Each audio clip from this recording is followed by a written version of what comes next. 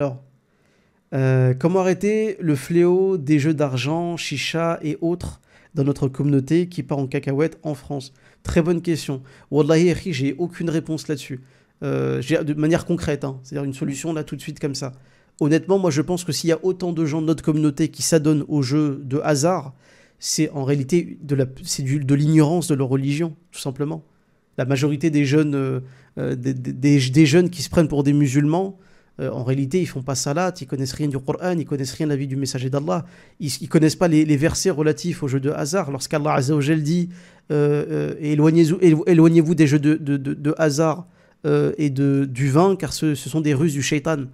La plupart des gens, en fait, je parle des jeunes, ils connaissent pas. Donc moi, je pense déjà, avant de parler de solutions concrètes, là, tout de suite, appliquées près de chez nous, c'est déjà une évidence qu'on rappelle tout le temps, mais qui doit être tellement évidente, mais qu'il faut rappeler à chaque fois. C'est juste revenir à notre dîn, c'est juste conscientiser les parents. Ça paraît bête, mais il y a des parents qui n'ont même pas le réflexe d'apprendre ça à leurs enfants. Parce qu'ils se disent, mon fils ou ma fille, elle sera assez intelligente pour pas tomber dans le jeu d'argent. Mais le problème, c'est que quand ta fille et ton fils sont dehors, ou sont influencés par des camarades à l'école qui sont fans de foot et qui vont aller au bureau tabac et qui vont aller faire des paris sportifs, machin, malheureusement, t'es pas là, quoi. Donc c'est l'éducation. Ça paraît bête, mais c'est éduquer ses enfants. La première protection d'un enfant, c'est son éducation. Ça paraît bête.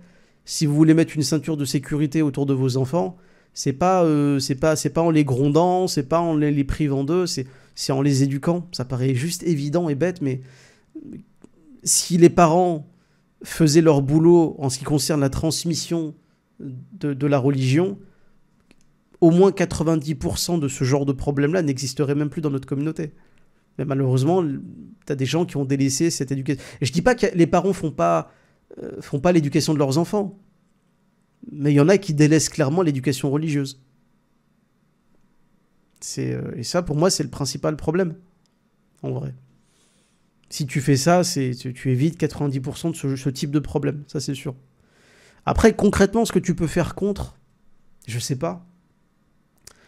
Essayer de leur faire un rappel. Essayer de leur dire que ce qu'ils font, c'est haram, s'ils sont vraiment musulmans. Leur montrer que les jeux de hasard, je veux dire, scientifiquement parlant, on sait que c'est un effet dévastateur, et sociologiquement d'ailleurs, un effet dévastateur sur la famille, sur le moral, c'est une addiction. Donc c'est une drogue pour le cerveau.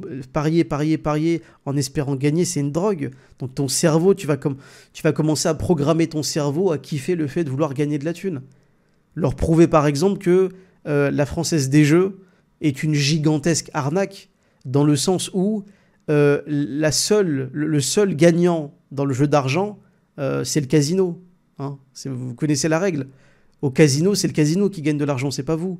Le casino, lui, il vous fait croire que vous allez remporter un pactole, mais en réalité, l'immense majorité des pigeons qui vont dans un casino et qui vont parier, qui vont jouer au poker, machin, littéralement, ils mettent des dizaines de milliers, de millions d'argent, ils le donnent à une institution qu'on n'en a rien à cirer d'eux, en fait. Donc c'est addictif, c'est une drogue, ça tue des familles. Il y a des pères de famille qui préfèrent, ou des mères de famille d'ailleurs, qui préfèrent claquer tout leur salaire sur des paris en ligne avec des hypothétiques gains au lieu de vêtir correctement leurs enfants, de remplir le frigo, d'aller en vacances. C'est une honte. Et malheureusement, il y a des parents qui en souffrent de ça. Et des parents que ça les ronge. Ils sont tellement addicts que leur argent, en fait, ils ne savent pas l'utiliser à bon escient. Donc c'est grave. C'est extrêmement grave. Il y a plein de gens d'ailleurs qui ont vécu des ruptures, des divorces à cause de ça, des enfants qui ne voulaient plus parler à leur père à cause de ça. C'est grave. Donc tu peux faire de la pédagogie, tu peux directement montrer les points noirs du jeu d'argent, mais théologiquement déjà c'est oui, faire le rappel, dire aux gens qu'en islam, le jeu de hasard c'est interdit, khalas. Et c'est pas interdit parce qu'Allah Azza wa Jal, il nous interdit des choses par malveillance ou parce qu'il nous aime pas.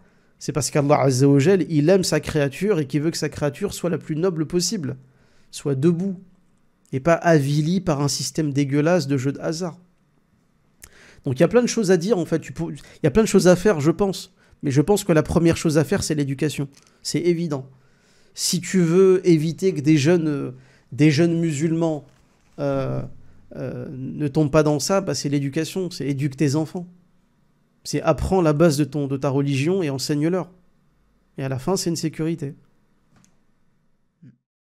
Pour nous aider à améliorer la qualité de notre travail et faire vivre ce média, vous pouvez nous aider en faisant un geste sur notre page PayPal et Tipeee. Les liens sont en description. Barakallahu fikoum et merci à vous.